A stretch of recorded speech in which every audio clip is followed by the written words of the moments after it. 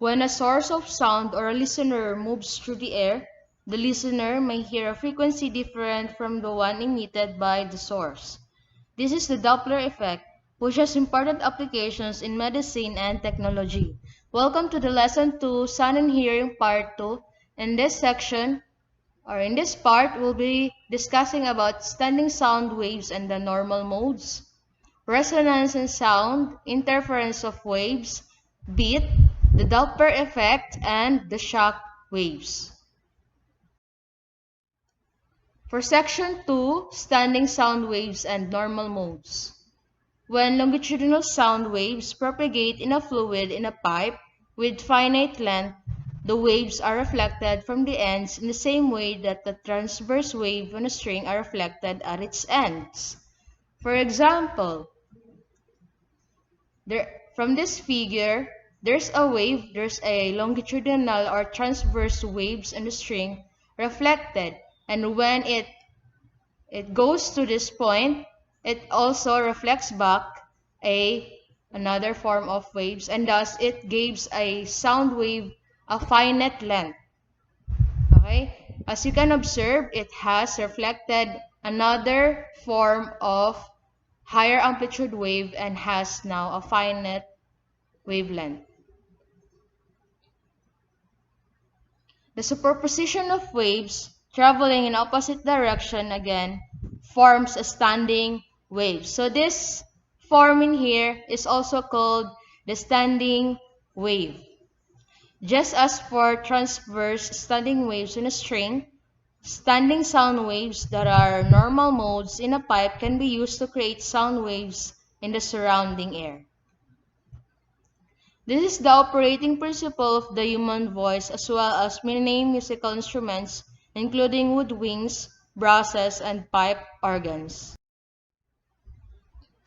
The term displacement node and displacement antinode refers to points where particles of the fluid have zero displacement and maximum displacement respectively. For example, in this figure, the displacement node is placing here that has zero displacement, zero displacement, zero displacement, zero displacement, zero displacement. And the displacement antinodes that has the maximum displacement. Here, maximum here, maximum displacement, maximum displacement. We use the term pressure node to describe a point in standing sound wave at which the pressure and density do not vary, and the term pressure antinode to describe a point in which the variations in pressure and density are greatest. Using these terms, we can summarize our observations about standing sound waves as follows. A pressure node is always a displacement antinode. Where are our displacement antinodes? It is in here. Okay? When we say pressure node, this is the displacement antinodes. And when we say pressure antinode, it is the displacement node. Okay? Remember that. When reflection takes place at the closed end of a pipe, it is like an end with a rigid barrier or plug. The displacement of the particles at this end must always be zero, analogous to a fixed end of string. For example, this is the fixed or the closed end pipe. Closed end pipe has always an end with a barrier or plug. It has a displacement of the particles at this end is always zero, or displacement is displacement node. When we make a sound waves entering in this pipe that has a closed end again, it has a zero displacement of the particles at its very end. Thus, a closed end of a pipe is a displacement node or a pressure antinode. And remember that. The particles do not move, but the pressure variations are maximum. An open end of a pipe is a pressure node because it is open to the atmosphere where the pressure is constant. For example, in this figure there is an open end of the pipe. So the pressure node in here is always constant and it has a displacement antinode. Because of this, an open end is always displacement antinode. In analogy to a free end of a string, the particles oscillate with maximum amplitude, but the pressure does not vary. Next is section 2.5, resonance and sound. Suppose we apply a periodically varying force to a system that can oscillate. The system is then forced to oscillate with a frequency equal to the frequency of the applied force, called the driving frequency. This motion is called a force oscillation. For example, when we apply a force in this pendulum, simple pendulum, the pendulum will swing back and forth depending on the applied force. For example, another example is, in here, we initially swing the black pendulum. But as time goes by, the another red pendulum will copy its oscillation or will copy its frequency. And that is called resonance. When the frequency of force variations on an object matches the object's natural frequency, a dramatic increase in amplitude occurs. This phenomenon is called resonance. Literally, resonance means resounding or sounding again. In order for something to resonate, it needs a force to pull it back to its starting point and enough energy to keep it vibrating. A simple example of resonance is pushing the girl in the figure on a swing. The swing is a pendulum. It has only a single normal mode with a frequency determined by its length. If we push the swing periodically with its frequency, we can build up the amplitude of the motion. Resonance is not restricted to wave motion. It occurs whenever successive impulses are applied to a vibrating object in rhythm with its natural frequency. So resonance is only be possible if continuous yung ating force or yung ating applied force. Kasi pag titigilan mo yan, liliit rin yung ating amplitude and as time goes by, our pendulum will also stop.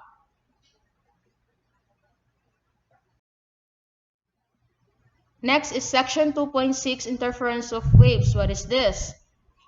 Wave phenomena that occur when two or more waves overlap in the same region of space are grouped under the heading interference. If we are an equal distance from two sound speakers that emit identical tones of fixed frequency, the sound is louder because the effects of the two speakers add and is called constructive interference. For example, in a constructive interference, the two fixed frequency that has an identical sound or sound wave will add together to make a constructive interference. For example, in this figure, you see, from these two equal frequencies, it makes a constructive interference wave. Now there is, if you move to the side so that paths from the speaker to you differ by half a wavelength, then the rarefactions from one speaker will be filled in by the compression from other speaker. This is destructive interference. Another is, a destructive interference will give you a straight line because both the dots in your wavelengths cancels out the equivalent sound wave. Now, since nag-cancel out yung sound wave natin, we can form a straight line. And that is a destructive interference. Further, destructive sound interference is a useful property in anti-noise technology. Such noisy devices as jackhammers are being equipped with microphones that send the sound of the device to electronic microchip, which create mirror image wave patterns of the sound signals. For the jackhammer, this mirror image sound signal is fed to earphones worn by the operator. Sound compression or rarefaction from the hammer are cancelled by mirror image rarefactions or compressed in the earphone. For example, the noisy device, so yung maingay na ingay natin na naririnig, okay? Dahil sa electronic microchip ng ating jackhammer, kine-create niya yung equivalent opposite equivalent ng wavelength na nakalap niya. Thus, nagkakaroon ng destructive interference or kinakancel out niya yung ingay. Okay? The combination of signals cancels the jackhammer noise, and noise-canceling earphones are already common for pilots. The cabins of some airplanes are now kitted with anti-noise technology. Another example is in this wave. So ito yung nare-receive ng ating jackhammer, and because of the electronic microchip, gumagawa siya ng opposite wavelength para makancel yung noise, and that equals to this straight line. Section 2.7 Beat. When two tones of slightly different frequencies are sounded together, a fluctuation in the loudness of the combined sound is heard. The sound is loud, then faint, then loud, then faint, and so on. This periodic variation in the loudness of sound is called beats and is due to the two interference, the combination and the destructive interference and the constructive interference. Strike two slightly mismatched tuning forks, and because one fork vibrates at a different frequency than the other, the vibrations of the forks will be momentarily in step, then out of step, then in again, and so on.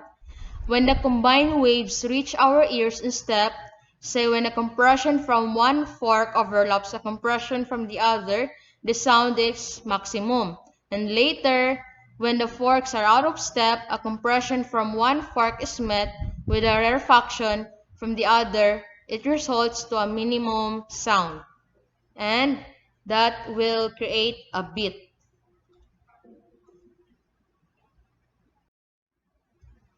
The sound that reaches our ears throbs between maximum and minimum loudness and produces a tremolo effect.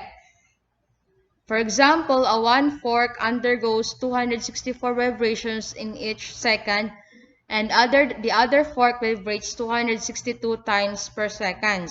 They will be in step twice with each other, and a beat frequency of 2 Hz will be heard, while the overall tone will correspond to the average frequency of 263 Hz. For example, if the frequency is 100 Hz with this and the 110 Hz, now the beat frequency will be 10 Hz. Example is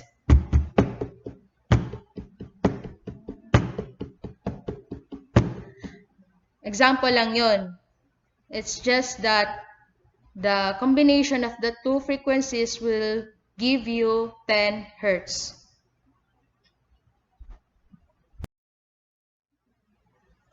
Beats can occur with any kind of wave and can provide a practical way to compare frequencies. Beats can help you tune a variety of musical instruments. Simply listen for beats between the tone of your instrument and a standard tone produced by a piano or some other instrument. This is why when we are tuning a guitar, we need a reference tune, usually tuning fork, para ma-tune ng mabuti yung ating strings sa guitars. When a dolphin, another uses of beat is when a dolphin sends out signals, sound signals, beats may be produced when the echoes it receives interfere with the sound it sends. When there is no relative motion between the dolphin and the object returning the sound, the sending and receiving frequencies are the same and no beats occur. But when there is a relative motion, the echo has a different frequency due to the Doppler effect and beats are produced when an echo and emitted sound combine.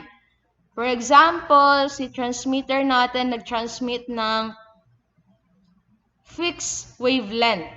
And itong si target natin, example, si airplane, hindi siya gumagalaw.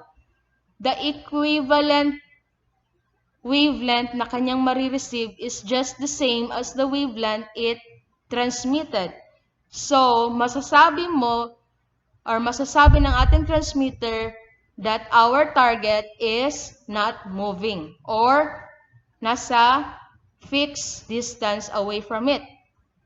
Ngayon, kapag si target natin is nag-move from a distance, yung nisisend ni transmitter natin na wave speed or wavelength will now become different and will produce a beat, an echo that is received by the transmitter, and that is a sense na yung ating target is moving away or towards the transmitter. Section 2.8, the Doppler effect. You probably noticed that when a car approaches you with its horn sounding, the pitch seems to drop as the car passes.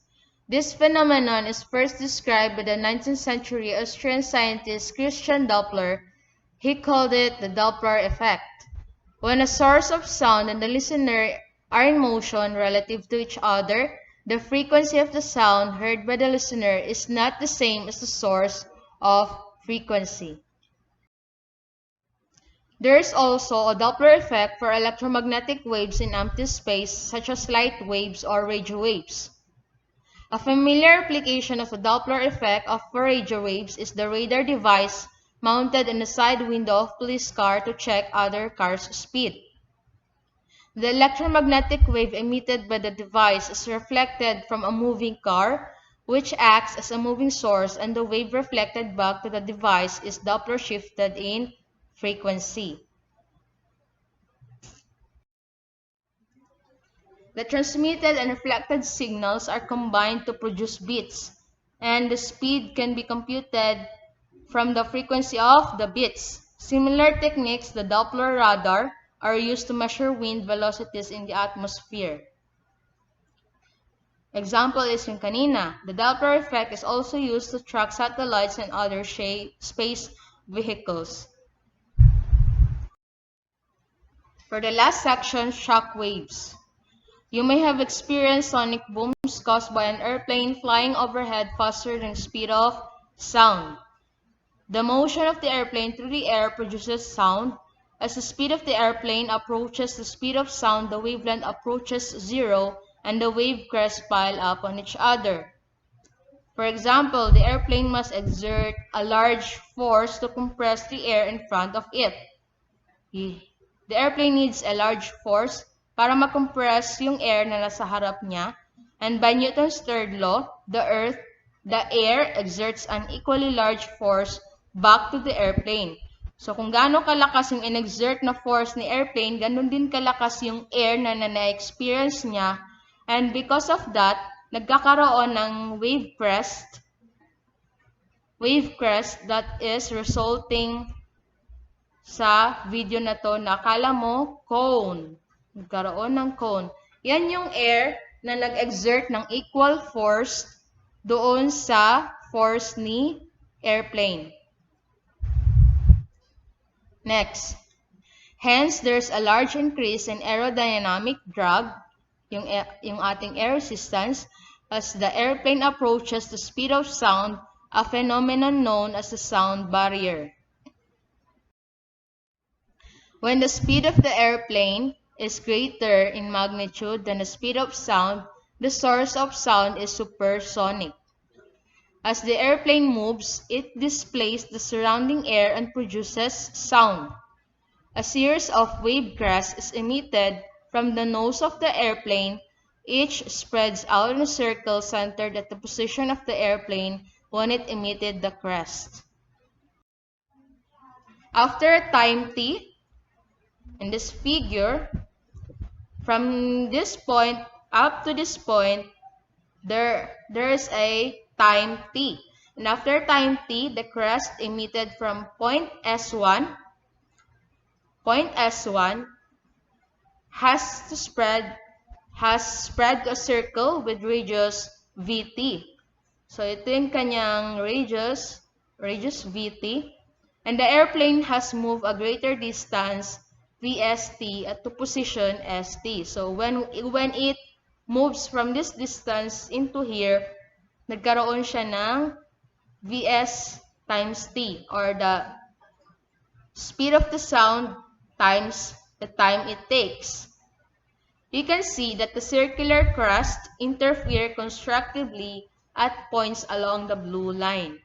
So, nagkaroon ng crest constructively sa ating blue line. That makes an angle alpha, with the direction of the airplane velocity, leading to a very large amplitude wave crest along this line. And this large amplitude crest is called shock wave. This is the shock wave.